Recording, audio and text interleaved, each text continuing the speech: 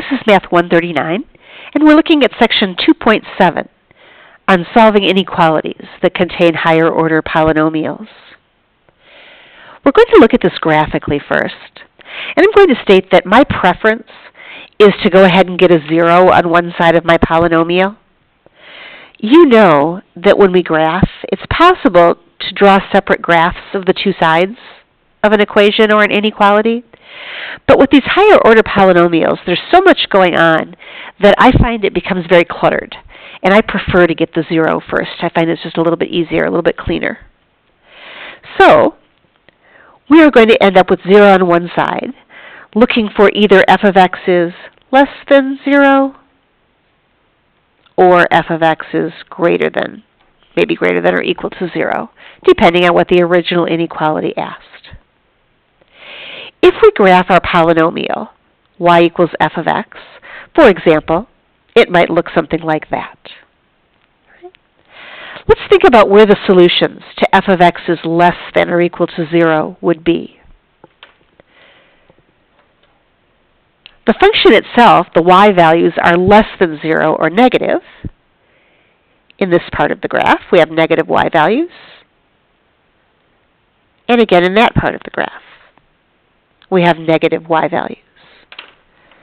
So here, f of x is less than 0, and over here, f of x is less than 0. Of course, the zeros of the polynomial are right here on the x-axis. Oops, sorry about that. And then the other parts of the graph would have f of x greater than 0. F of x would be larger than 0 here. We've got positive y values.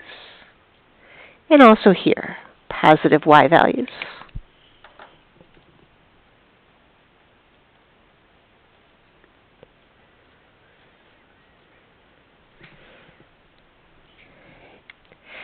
So, if we were to solve our inequalities, f of x less than or greater than 0, we would just simply be giving the interval notation for the x values that correspond to these parts that we just labeled. In order to do that accurately, I am going to need to know what those x-intercepts are, what those zeros are. So in order to write down our intercepts, or our intervals rather, the very first thing we probably should find is the zeros of the polynomial.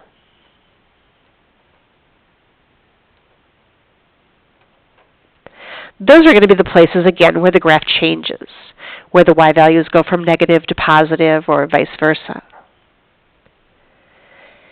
If we're working entirely algebraically, we can do our test values, right? We can use our zeros to split things up, and we can just test one value within each interval to decide if all of the y values are positive in that interval, or for that matter, if all of the y values are negative within that interval. Once we've decided whether our inequality is true or false within each interval, we'll just give the final answer in interval notation, very similar to what we did when we were solving quadratic inequalities. So let's take a look at a couple of examples.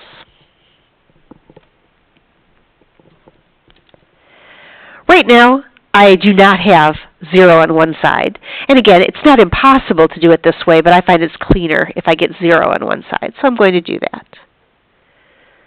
3x cubed minus 4x squared plus 12x minus 16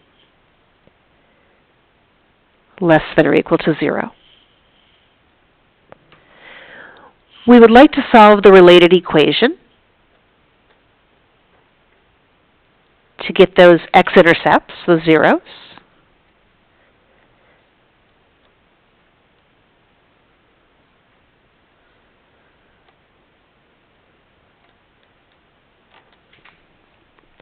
And since I do have 4 terms, I'm going to try factoring by grouping. In my first pair, if I pull out an x squared, I get 3x minus 4.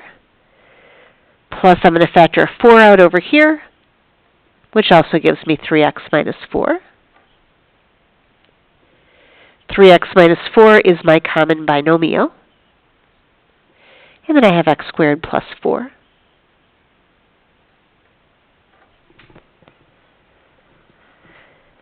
If 3x minus 4 is 0, x would be 4/3.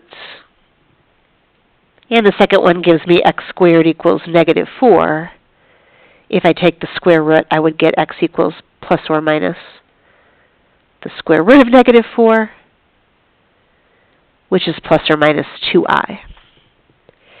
We know that imaginary numbers do not appear on graphs or number lines, and therefore we're not going to be plotting those. The only one that I have to worry about is the x equals 4/3.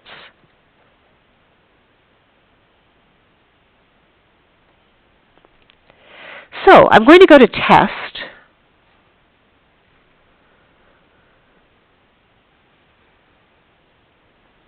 And the only value I actually have to test is 4/3.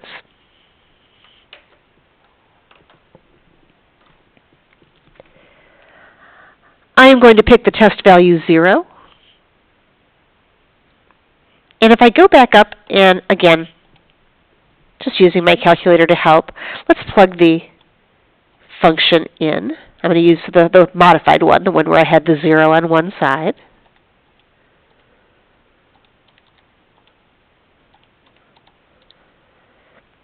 And if I go to my table, putting in x equals 0 gives me negative 2.5. Excuse me, gives me negative 16. I'm looking at the wrong thing. Negative 16. Is that less than or equal to 0? Yes, it certainly is. So my inequality is true on that interval. Now let's test a number bigger than 4/3. Maybe 5. If I plug in 5, I got 319. Is that less than or equal to 0? Well, certainly not. So my inequality is false on that interval. And the interval which makes my inequality true is this one here, going from negative infinity to 4/3.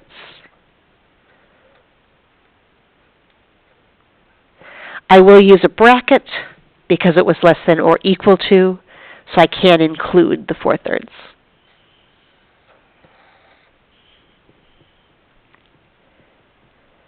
All right, we'll just go ahead and shut down for the moment. We'll finish the last couple examples in the next video.